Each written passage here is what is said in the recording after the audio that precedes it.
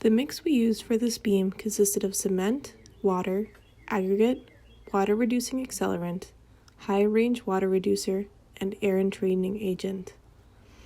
The mix design goals were 1. A 3-day compressive strength of 6 KSI, 2. A 28-day compressive strength of 8 KSI, and 3. A highly workable mix without segregation. The goals of this mix were reached, but the final strength exceeded the 8 KSI goal with a 28-day strength of 10 KSI. The mix was workable with a slump of 10 inches. The construction team built the wooden formwork out of 2x4s and plywood. The vertical frame elements were 2x4s spaced every foot on center. 2 layers of plywood were screwed into the frames, forming the web, and these were screwed into the plywood base. A rebar cage was made by cutting and bending number 3 rebar with 180-degree bends on each side. The bent rebar was tied to the number 3 mild steel top reinforcement, and this was placed into the formwork.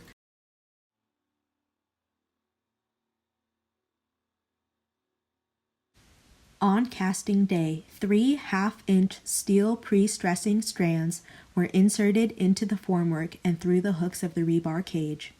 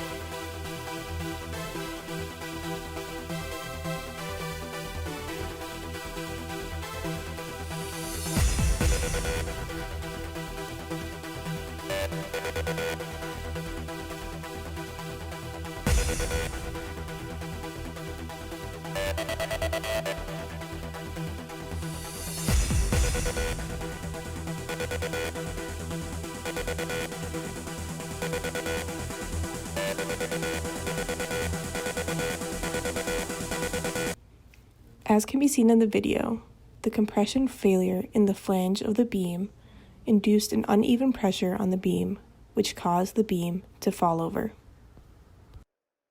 Through this beam design process, the team learned elements integral to pre-stressed concrete design. Through the beam failure, the team learned that creating a beam with a wider cross-section and a larger flange height can prevent torsional failure.